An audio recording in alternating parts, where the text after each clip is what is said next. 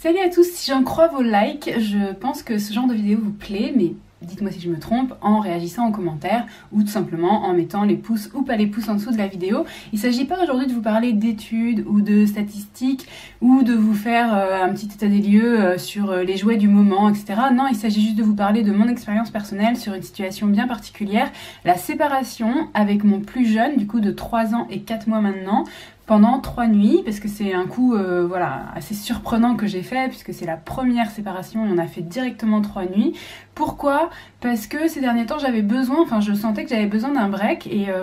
je sentais que j'avais besoin de voir ce que ça donne une nuit loin de lui. Et par rapport à l'organisation qu'on avait pour les vacances, en fait ça pouvait se goupiller comme ça, donc je me suis dit après tout, il y a ici des nuits qu'il passe avec son papa. Enfin la plupart même il les passe avec son papa et il m'appelle pas forcément hein, on est toujours sur du cododo et de l'allaitement, mais en fait je reste à proximité pour le au cas où, et ce au cas où là il peut arriver par exemple que pendant 2 nuits d'affilée il n'arrive pas. Donc je me suis dit que voilà, ça se tentait à cet âge là et par rapport à ses dernières façons de faire, de lui proposer d'être chez papy mamie. Au début il a un petit peu eu peur et on lui a dit t'inquiète pas, tu dormiras pas tout seul, parce que ça il aime pas du tout. Donc il dormait chez ses grands-parents avec sa mamie et son frère dans la même chambre en cododo. Voilà, donc sachant que je connais bien ma belle-mère, puisque c'est elle qui s'en est occupée, et que je sais comment elle est, que voilà, je sais qu'elle a le sommeil profond, mais que si elle sait que c'est à elle de s'en occuper, elle sera présente, elle sera attentive, et elle sera bienveillante. Donc du coup, j'étais en confiance, moi, pour le laisser, ça joue beaucoup. Et puis la présence de son frère me rassurait, dans le sens où ça lui mettait quand même un repère, vu que d'habitude il dort déjà dans une chambre avec son frère, donc voilà, ça lui changeait juste l'adulte référent, sachant qu'il est quand même attaché à sa grand-mère, on la sort pas de nulle part, donc du coup il y avait quand même un petit peu de tranquillité pour moi, de zénitude. La première nuit c'était juste sa mamie, et à partir de la deuxième et de la troisième nuit il y avait le papa qui était aussi présent, donc mon conjoint qui est allé pour être présent au cas où. Ce fameux au cas où ça se passe mal. Donc moi de mon côté j'étais plutôt assez contente, parce que je me disais que ça serait vraiment l'occasion de me reposer. Il se trouve que la première nuit mon conjoint était donc présent, j'ai assez bien dormi, un petit peu comme d'habitude, avec quand même des réveils voilà, par-ci par-là, mais une nuit assez classique. La deuxième nuit, avec mon conjoint et mes enfants absents, donc première fois depuis de longues années que j'étais seule quelque part, il se trouve que c'était une nuit en plus assez agitée à l'extérieur, puisque là il y a eu des tempêtes et tout, donc dehors c'était le bazar, j'entendais le vent, j'ai entendu le parquet craquer, je me suis dit s'il y avait un cambrioleur, enfin voilà, je me suis travaillé la tête comme pas possible. Je me suis réveillée hyper souvent et rendormie très très peu, donc dès que je commençais à m'endormir, pouf, je me réveillais, après je mettais super longtemps à me rendormir, enfin voilà, c'était un calvaire pas possible. Donc cette deuxième nuit n'a pas du tout été reposante, j'ai besoin d'à peu près 8 heures de sommeil, j'en ai eu 3 et demi. Et puis la dernière nuit, là j'étais KO, donc je suis tombée super facilement le soir, mais pareil, vers 3-4 heures du matin, en fait l'heure où d'habitude mon fils potentiellement se réveille et me rejoint quand ça arrive, et bien à chaque fois c'est à cette heure-là que j'étais réveillée et que j'avais vraiment beaucoup de mal à me rendormir, et à chaque fois, j'entendais pas forcément mon enfant m'appeler, mais il se trouve que cette deuxième nuit où j'ai entendu beaucoup de choses, y compris les voisins, etc., j'ai entendu vraiment maman, maman, maman à 4 heures du matin. Alors est-ce que je suis folle? Peut-être, mais en tout cas je l'entendais vraiment distinctement, et il se trouve que mon enfant s'est réveillé, alors croyez-le ou non, mais s'est réveillé à cette heure-là, quelques minutes avant en fait, et effectivement râlait à l'heure où moi je l'ai entendu. Donc on n'était pas dans la même ville, il est impossible que physiquement je l'entende, on est d'accord, mais juste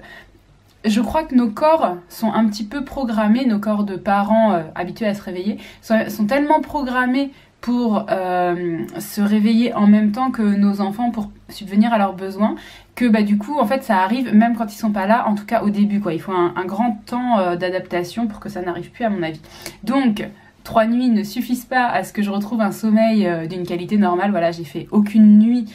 où je pensais pas à mes enfants, où j'étais vraiment détendue du début à la fin, alors qu'à la base je suis une très bonne dormeuse.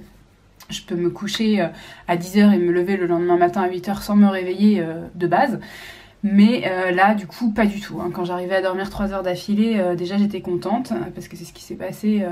voilà, à peu près à chaque fois. Je dormais 3 heures, je me réveillais, et puis je me rendormais si j'avais du bol. Donc, tout ça pour dire,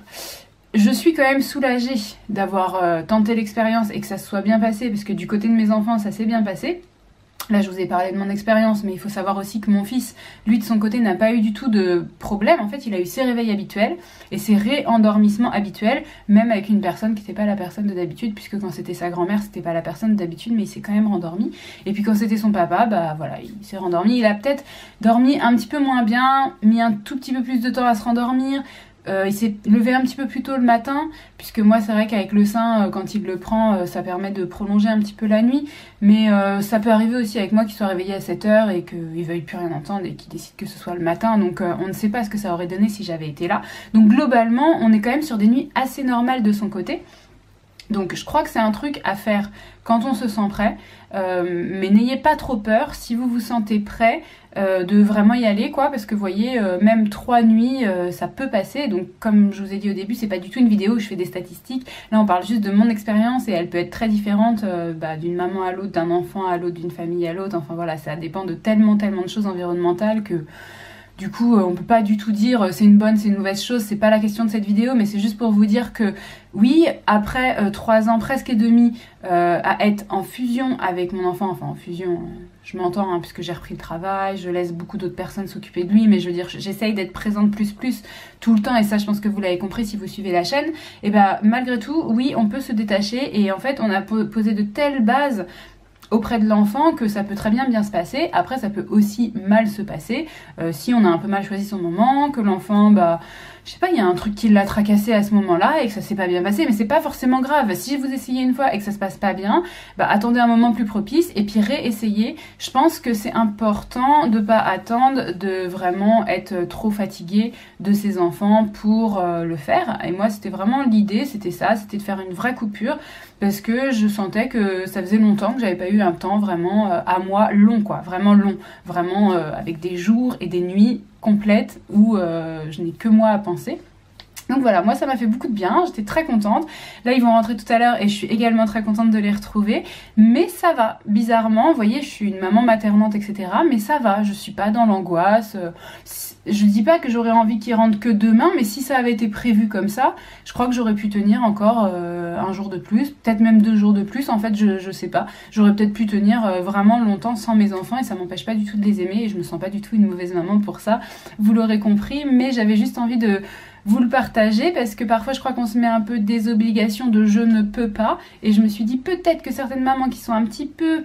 là, comme je sais que vous êtes certaines à avoir des enfants du même âge, un petit peu dans cette hésitation, je le fais pas, je me suis dit voilà, moi je vous dis je l'ai fait, ça s'est bien passé, maintenant à vous de voir, si ça vous tente, et pourquoi pas essayer.